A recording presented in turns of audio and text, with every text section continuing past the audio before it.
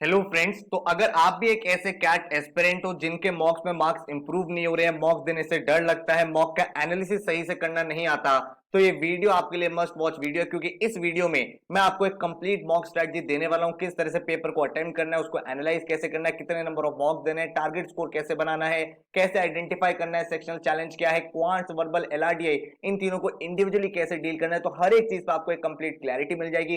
तो एक नोटबुक ले लो, जितनी भी चीजें बता रहा हूं इसको लिख लो, क्योंकि यही स्ट्रेटजी मैंने फॉलो करके भाई एग्जाम्स को अपीयर किया है। तो बहुत ध्यान से वीडियो देख लेना। My name is Saurabh Kothari. Let's start.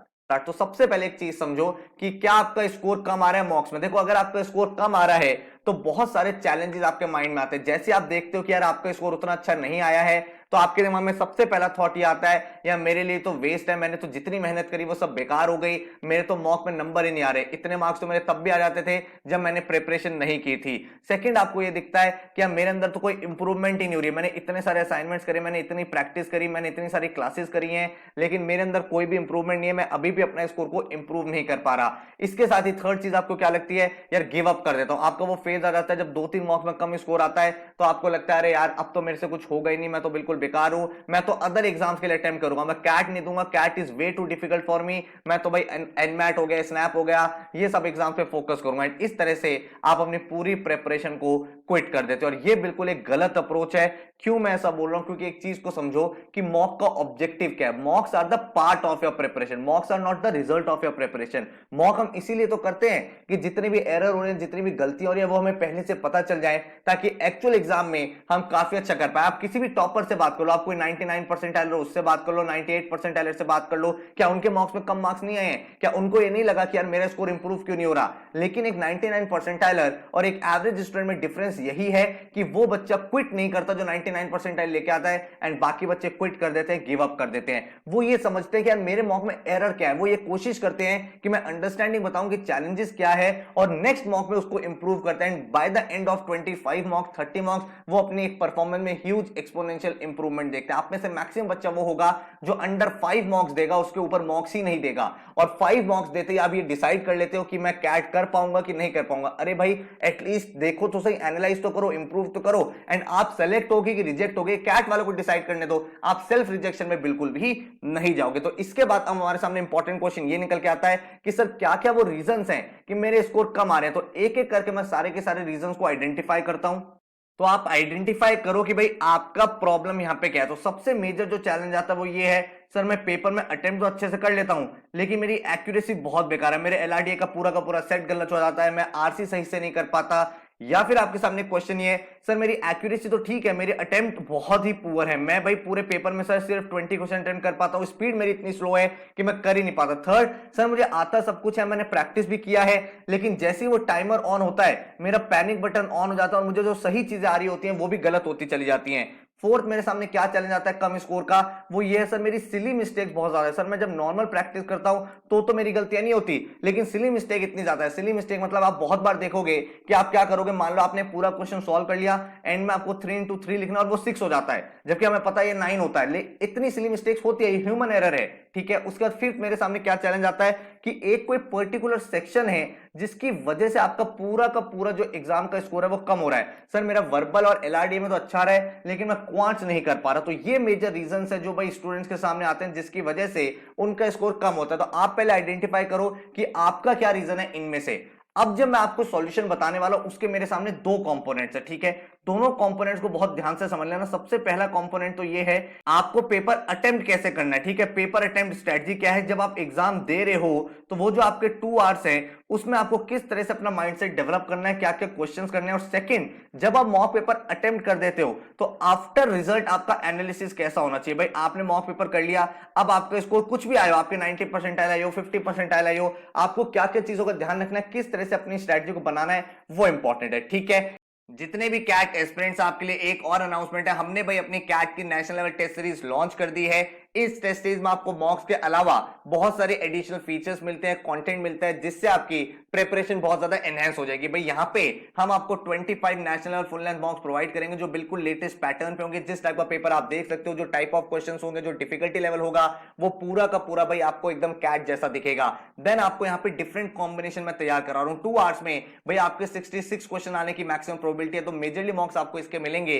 लेकिन कुछ पेपर में आपको 76 क्वेश्चन वाले भी कराऊंगा जो कैट 20 का पैटर्न था, क्योंकि हो सकता है वर्स्ट के सिनेरियो के लिए हमें रेडी रहना चाहिए। ठीक है, 24 सेक्शनल टेस्ट हम आपको प्रोवाइड करेंगे, जिसमें 8 वर्बल, 8 क्वांट्स, 8 एलआरडीए होंगे, जिसमें आपका पूरा का पूरा सेक्शन कवर अप हो जाएगा। एक तरह से कंप्लीट रिवीजन आपका यहां पे हो जाएगा। देन आपको कैट 21, 20, 19, 18, 17 पांचों साल के जितने भी सेट थे उनको मैंने मॉक की फॉर्म में कन्वर्ट करके आपको पेपर बना दिया। तो यहां से आपके प्रीवियस ईयर पेपर भी सॉल्व हो जाएंगे एंड एक तरह से आपने वो मॉक भी अटेम्प्ट कर लिया। तो 25 नेशनल मॉक्स अलग हैं एंड ये जो आपको कैट के प्रीवियस ईयर पेपर मिल गए मॉक की फॉर्म में, ये आपको एडिशनल प्रैक्टिस कंटेंट मिल गया। देन आपको यहां पे टॉपिक वाइज टेस्ट हम आपको प्रोवाइड कर रहे हैं। क्वांट्स का, एलआरडीए, वर्बल के जितने भी टॉपिक्स हैं उसमें आपको हर एक टॉपिक पे इजी, मॉडरेट, एडवांस 3 टेस्ट मिल जाएंगे। तो यहां से आप अपनी प्रिपरेशन को और ज्यादा एनहांस कर सकते हो। आपको भाई कंप्लीट यहां पे कंटेंट मिल जाता है along with solution and detailed analysis.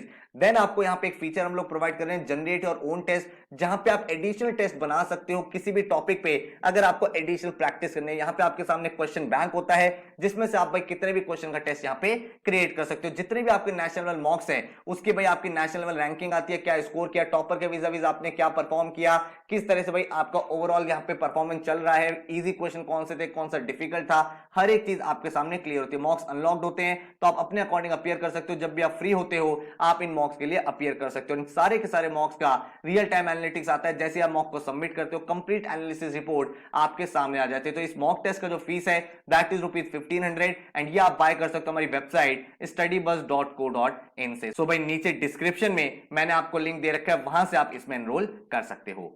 अब मैं आपसे बात करूं कि जब आपकी प्रिपरेशन हो गई है तो नेक्स्ट स्टेप क्या होना चाहिए। जब मैं मॉक्स लगा रहा हूं सबसे पहले आप एक टारगेट स्कोर बनाओ अपना। भाई माइंड में एक टारगेट स्कोर रख लो, बार बार उसकी तरफ ध्यान नहीं रखना है। अगर मैं लास्ट ईयर डेटा की बात करूं तो हमारा 2 आवर्स का एग्जाम हुआ था एंड अगर आपको 99 परसेंटाइल चाहिए थी तो आपको 98 मार्क्स चाहिए थे, 98 परसेंटाइल के लिए 85 मार्क्स चाहिए थे, 95 परसेंटाइल के लिए 73 मार्क्स, 90 परसेंटाइल के लिए 60 मार्क्स एंड टोटल पेपर कितने मार्क्स का था 198। तो यहां पे आप क्या समझ पा रहे हो कि भाई 50% पेपर करने पे भाई आपकी 99 परसेंटाइल यहां पे बन जाती है। अगर आप 1/3 पेपर कर देते तो आपकी 90 से ऊपर परसेंटाइल बन जाती है। तो बहुत ध्यान से इस चीज को समझो कि भाई ऐसा नहीं है कैट में आपको अच्छा स्कोर लाना है तो हर एक क्वेश्चन करना है। बच्चा गलती क्या करता है मॉक में, वो सोचता है सारे क्वेश्चन अटेम्प्ट कर दो, ऐसा नहीं है। आपको पिक करना है मेरी स्ट्रेंथ क्या है, मेरी वीकनेस क्या है। तो आपने जब एक बार टारगेट स्कोर बना लिया तो सेकंड एरर जो स्टूडेंट करता है वो ये करता है, सर मुझे अब 90-80 लेके आना है, मुझे पहले मॉक्स से 99 परसेंटाइल लानी है। ऐसा नहीं होता है, ठीक है।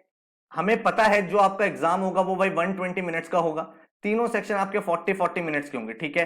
अब ये 40 मिनट्स को किस तरह से बेस्ट पॉसिबल तरीके से यूज करना है ये समझना बहुत इंपॉर्टेंट, और यहीं पे काम आती है हमारी ABC स्ट्रेटजी। भाई ABC स्ट्रेटजी बहुत ज्यादा हेल्पफुल रहने वाली है। जितने भी बच्चे आप ये मॉक दे रहे हो, आप नेक्स्ट 3 मॉक्स में ये स्ट्रेटजी लगा के देखो, आपको खुद ही अपने आप में एक बहुत ही ज्यादा इंप्रूवमेंट दिखने लगेगा, ठीक है। अब ABC स्ट्रेटजी क्या कहता है, A का मतलब होता है अभी करो, ठीक है, B का मतलब होता है बाद में करो, एंड सी का मीनिंग है यहां पे छोड़ दो। अगर आप एक्चुअल एग्जाम देखोगे तो आपको क्या पता चल रहा है, जो आपका वर्बल का सेक्शन है भाई वो आपका 40 मिनट्स का एंड आपके सामने क्वेश्चंस कितने हैं 24। देन आपका एलआरडीए का सेक्शन होगा, अगेन इसमें आपके 40 मिनट्स हैं एंड आपके सामने क्वेश्चंस हैं 20। देन आपके सामने क्वांट्स का सेक्शन है जिसमें अगेन आपके सामने 40 मिनट्स हैं एंड नंबर ऑफ क्वेश्चंस है 22। तो आपको 66 क्वेश्चन अटेम्प्ट करने हैं 120 मिनट्स में। तो अप्रोक्सीमेट आपके पास 2 मिनट्स पर क्वेश्चन का टाइम होता है जिसमें आप क्वेश्चन को सॉल्व कर सकते हो। अभी आपके सामने क्या चैलेंज आ रहा है कि सर हम 66 क्वेश्चन में से सिर्फ 20-25 क्वेश्चन अटेम्प्ट कर पा रहे हैं, और जब एनालिसिस करते हैं तो बाद में पता चलता है अरे ये क्वेश्चन तो आसान थे, ये मैंने क्यों नहीं किए। तो भाई इसकी एक बहुत सिंपल सी स्ट्रेटजी है जो आपको यहां पे लगानी है पेपर करते टाइम। जब भी आप एक सेक्शन ओपन करो, मान लो आपने वर्बल सेक्शन ओपन किया, वर्बल सेक्शन में जब आप क्वेश्चन कर रहे हो तो किसी भी एक क्वेश्चन पे स्टक नहीं होना। हमारी स्ट्रेटजी क्या है, अभी करो। जब आप क्वेश्चंस देख रहे हो तो कुछ क्वेश्चंस आपको बहुत इजी दिखते हैं, तो वो क्वेश्चन आप सबसे पहले कर लोगे, उनका आंसर मार्क कर दोगे। मान लो क्वांट्स है, क्वांट्स में आपने क्वेश्चन देखे, आपको एक क्वेश्चन दिखा, आपने कहा ये क्वेश्चन तो एकदम से सॉल्व हो रहा है, ये रहा, बस कुछ नहीं करना है इसमें, हार्डली 10 सेकंड का काम है, 15 सेकंड का काम है, वो क्वेश्चन आप उसी टाइम कर दोगे। देन मान लो आपने आगे क्वेश्चन को फॉरवर्ड किया, एक क्वेश्चन आपको दिखा जो आपको आता तो है, लेकिन आपको ये पता है यार इस क्वेश्चन में ना 1 मिनट लग सकता है या फिर 1.5 मिनट लग सकता है, मुझे पूरी कैलकुलेशन करनी पड़ेगी, मुझे पूरा कॉन्सेप्ट पता है, लेकिन थोड़ा सा टाइम कंज्यूमिंग क्वेश्चन है, उस पर आप टिक करोगे रिव्यू। भाई नीचे ऑप्शन होता है मार्क एज रिव्यू, इसका मतलब वो क्वेश्चन आपका बाद में करो कैटेगरी में चला गया है, ठीक है, तो आप उसे रिव्यू एज करके छोड़ दोगे। देन आप कोई क्वेश्चन देखोगे जो आपको बिल्कुल ही नहीं समझ में आ रहा, या तो उसका फॉर्मूला ही नहीं पता या वैसे टाइप का क्वेश्चन है आपने पहली बार देखा है, वो क्वेश्चन आप कंप्लीटली इग्नोर कर दोगे। अब क्या होगा, जब आपने पहला राउंड कंप्लीट कर लिया, आपने सारे के सारे क्वेश्चन को स्कैन कर लिया, उसमें से कुछ क्वेश्चन आप अटेम्प्ट कर चुके हो, कुछ क्वेश्चन आपने रिव्यू मार्क करे हुए हैं, अब जो आपका पूरा राउंड खत्म हो गया, तो राउंड 2 में जितने भी रिव्यू वाले क्वेश्चन है वो देखो।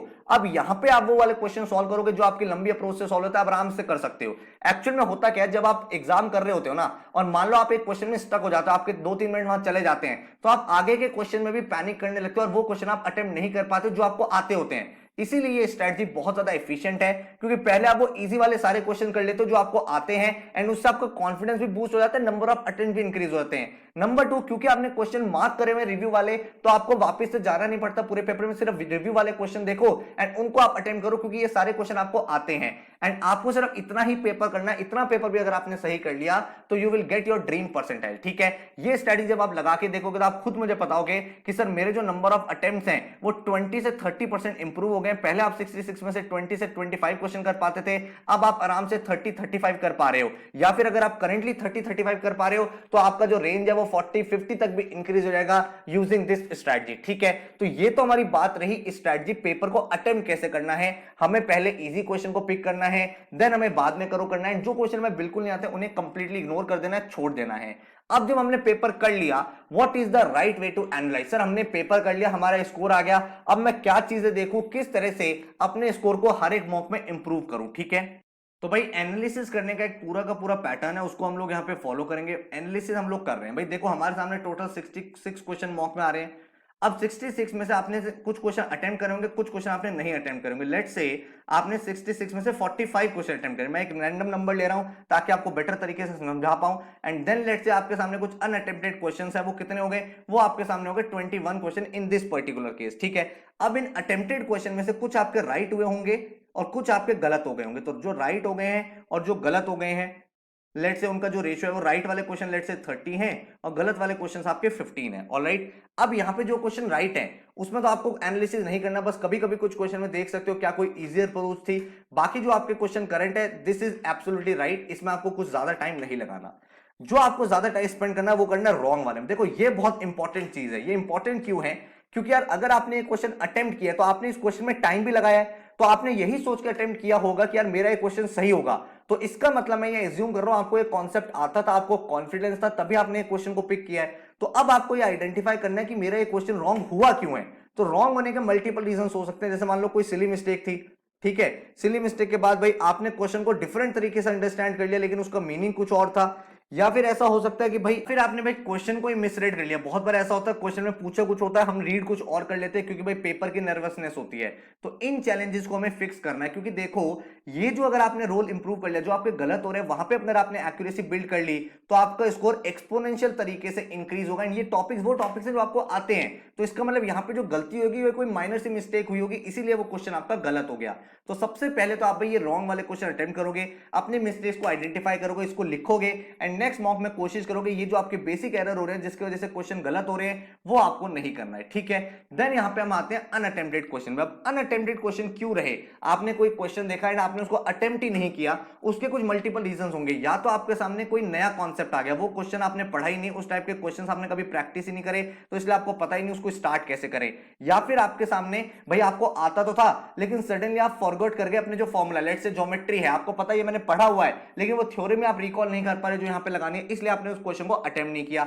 या फिर आपने भाई यहां पे प्रॉपर तरीके से वो टॉपिक पढ़ा नहीं था, भाई आपने हाफ हार्टेडली पढ़ा था, आपने एडवांस लेवल के क्वेश्चन नहीं पढ़े थे, तो आपने भाई प्रॉपर प्रैक्टिस नहीं करी थी इस टॉपिक की, इसलिए वो पर्टिकुलर क्वेश्चन आप अटेम्प्ट नहीं कर पाए क्योंकि आपका कॉन्सेप्ट तो स्ट्रांग था बट उस लेवल की प्रैक्टिस नहीं थी। ठीक है, अब यहां पे आपको क्या चीज करनी है कि भाई जितने भी आपके क्वेश्चन अनअटेम्प्टेड हैं इनके आपको प्रॉपर नोट्स बनाने पड़ेंगे। भाई यहां पे आपको प्रॉपर नोट्स बनाने हैं। मान लो कोई नया कॉन्सेप्ट है तो वो नया कॉन्सेप्ट क्या है उसकी थोड़ी प्रैक्टिस करोगे आप। अगर आप कोई कॉन्सेप्ट भूल गए हो तो भाई आप एक बार रिवाइज करोगे अपने नोट्स में जाके कि यार क्या चीज थी, क्या फॉर्मुला इसमें लगना था, अच्छा ये वाला फॉर्मुला लगना था, नेक्स्ट मॉक में मैं ये चीज रिपीट नहीं करूंगा। देन थर्ड स्टेप है प्रॉपर प्रैक्टिस। भाई अगर आपका कोई ऐसा टॉपिक था जिसका आपने बेसिक प्रैक्टिस की हुई है तो अब आप उसकी थोड़ी मॉडरेट और एडवांस प्रैक्टिस भी कर लोगे, सो दैट फ्यूचर में अगर आपको वैसा क्वेश्चन मिले तो आप उसको अटेम्प्ट यहां पे कर पाओ। समझ रहे हो बात?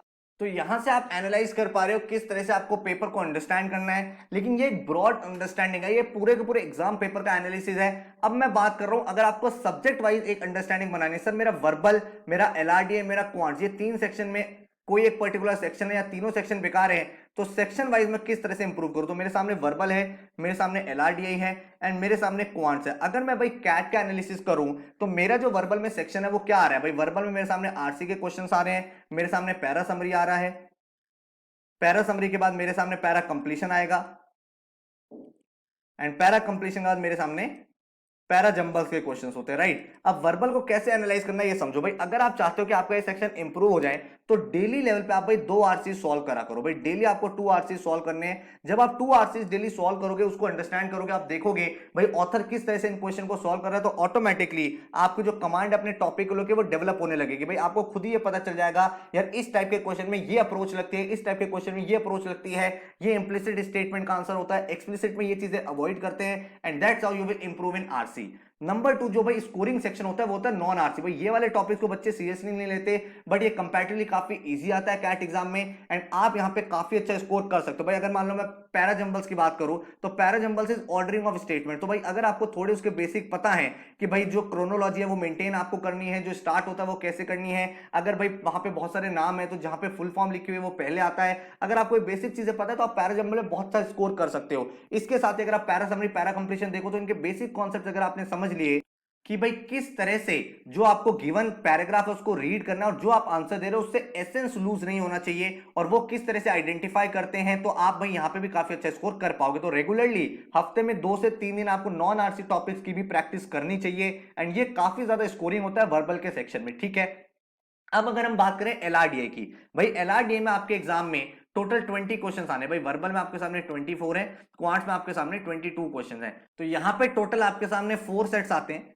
इन 4 सेट में से 2 सेट वो होते हैं जिसमें आपके 4 क्वेश्चन ईच होते हैं एंड 2 सेट आपके वो होते हैं जिसमें आपके 6 क्वेश्चन ईच होते हैं। तो टोटल आपके सामने कितने क्वेश्चन हो गए?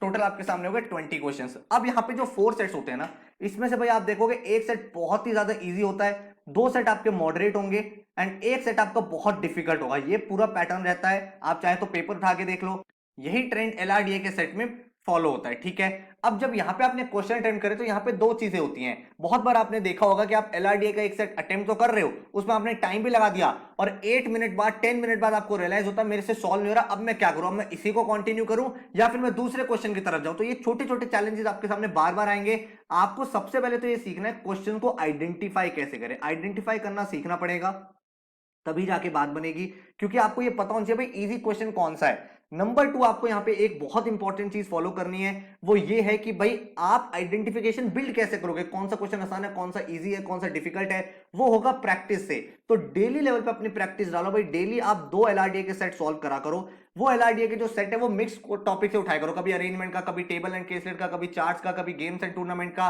जब आपने सारे टॉपिक्स पढ़े हुए तो जब मिक्स क्वेश्चन प्रैक्टिस करोगे तो ऑटोमेटिकली आपका माइंड आपको भाई ट्रेन करेगा, यार ये क्वेश्चन मुझे ऐसे करना है, ये क्वेश्चन ऐसे करना है, ये क्वेश्चन मैं जल्दी कर पाता हूं, मेरा डीआई स्ट्रांग है, मेरा एलआर वीक है, तो ये ऑटोमेटिकली आपको पता चलेगा। नंबर 3 आपको जो इंपॉर्टेंट चीज करनी है वो ये है कि जब भी आपका मॉक टेस्ट पेपर सबमिट होगा, जितने भी आपके एलआरडीए के सेट इनको आप रीसॉल्व करोगे विदाउट सीइंग द सॉल्यूशन। बहुत ध्यान से समझो, आपके सामने 4 सेट है, लेट से आपने एक ही सेट पेपर में किया था, बाकी 3 सेट आपने किए ही नहीं, तो अब आप इनको रीसॉल्व करोगे विदाउट एनी टाइम। आप ये नहीं देखोगे कितना टाइम लग रहा है, आप सॉल्यूशन नहीं देखोगे इनका एंड आप कोशिश करोगे अटेम्प्ट करने का। जब आप वो बाकी सेट अटेम्प्ट करोगे ना, आपको ये पता चलेगा अच्छा ये वाला क्वेश्चन मैं एक्चुअल एग्जाम में कर पाता, ये वाला शायद नहीं कर पाता, ये ज्यादा डिफिकल्ट है, इसको छोड़ो। बच्चे गलती क्या करते हैं कि जब वो एनालिसिस करने बैठते हैं ना एलआरडीए का, तो वो चाहते हैं सर मुझे चारों सेट समझ में आ जाए, नहीं तो मैं आगे जाऊंगा ही नहीं, और इस वजह से उनका कॉन्फिडेंस लूज हो जाता है। बहुत बार एलआरडीए में एक ऐसा सेट होता है जो एक्सट्रीमली डिफिकल्ट होता है, जो एक्चुअल एग्जाम कंडीशन में बहुत ज्यादा टाइम कंज्यूम कर लेता है। तो अगर आपसे वो क्वेश्चन नहीं भी हो रहा, आप 3 सेट अच्छे से सॉल्व कर पा रहे हो, you are in a very good space and आराम से आप 99 यहां पे अचीव कर लोगे। भाई आराम से आप देखो, लास्ट ईयर के पेपर उठा के देख लो, 4 सेट में से जिन बच्चों ने 2 सेट करे हैं उनका 99 परसेंटाइल आता है। मैं तो आपसे फिर भी 3 की बात कर रहा हूं। तो आप अगर एक सेट ऐसा जो आपसे हो ही नहीं रहा बिल्कुल,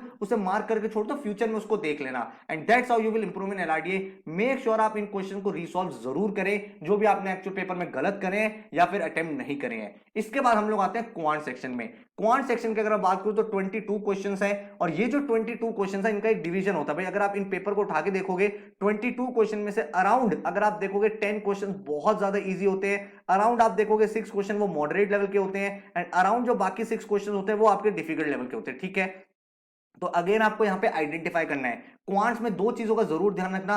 एक तो जो टीटा वाले क्वेश्चन होते हैं जहां पे आंसर टाइप करना होता है, ये काफी ज्यादा आसान होते हैं। तो भाई बहुत सारे बच्चे सोचते हैं सर ऑप्शन वाले में ज्यादा बेनिफिट रहता है, एटलीस्ट हमें ये तो पता चल जाता है कि हमारा आंसर ऑप्शन में है, लेकिन आप गलत सोच रहे हो। टीटा वाले क्वेश्चन का लेवल बहुत ज्यादा ईजी होता है, तो अगर आपने बेसिक्स अपने क्लियर करे हैं तो आराम से इन क्वेश्चन में आप काफी अच्छा स्कोर कर सकते हो। नंबर 2, आपको क्वांट्स में भाई ऑप्शन अप्रोच को बहुत ज्यादा यूज करना है। बहुत बार ऐसा आप देखोगे कि आप नॉर्मल क्वेश्चन जब आप सॉल्व करते हो तो टाइम ज्यादा लगता है, बट ऑप्शन पुट करके आप जल्दी ला सकते हो। तो जिन भी क्वेश्चन में ऑप्शन लग सकता है वहां पे आपको ऑप्शन जरूर लगाना है, उससे आपको बेनिफिट मिलेगा। और क्वांट्स पर्टिकुलर सेक्शन में आपको एबीसी तो फॉलो करना ही करना है। भाई आप यहां पे क्वेश्चन करोगे, अगर आपको इजी क्वेश्चन दिख रहा है आप उसी टाइम करोगे, देन आप बाद में जो सेकंड राउंड होगा उसमें मॉडरेट वाले करोगे, एंड डिफिकल्ट वाले क्वेश्चन आप छोड़ दोगे, नहीं आता leave them for the time being. ठीक है, एंड आपको एक इंपॉर्टेंट चीज क्या समझनी है कि सर कौन कौन से इंपॉर्टेंट टॉपिक्स होते हैं। देखो क्वांट्स में बहुत सारे टॉपिक्स इंटरलिंक्ड भी होते हैं, लेकिन अगर मैं पिछले कुछ सालों का पेपर पैटर्न देखूं तो क्वांट्स को इजी किया जा रहा है ताकि इंजीनियर्स और नॉन इंजीनियर सबको एक सेम लेवल पे लाया जाए। एलआरडीए इसीलिए डिफिकल्ट करा जा रहा है क्योंकि ये सेक्शन इंजीनियर्स और नॉन इंजीनियर्स दोनों के लिए डिफिकल्ट है। ठीक है,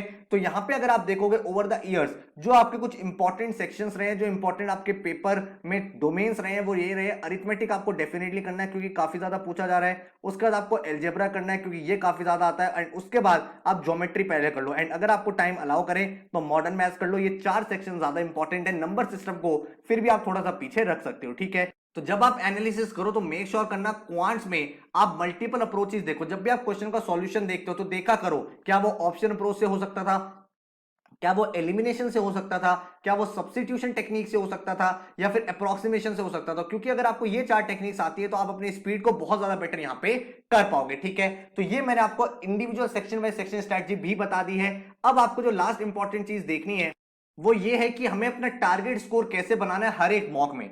मान लो आपने फर्स्ट मॉक अटेम्प्ट करा एंड आपके फर्स्ट मॉक में लेट से सिर्फ 20 मार्क्स है, लेट से, तो अगर आपके 20 मार्क्स से बच्चा ये चाहता है सर सेकंड मॉक में मेरा सीधा 100 आ जाए, मैं 99 परसेंट वाले बन जाऊं, लेकिन हमें जो यहाँ पे स्ट्रेटजी फॉलो करनी है वो करनी है +5 स्ट्रेटजी। +5 स्ट्रेटजी क्या होता है कि हर मॉक में आपको फोकस करना है कि मेरे 5 मार्क्स इंप्रूव हो प्रीवियस मॉक से।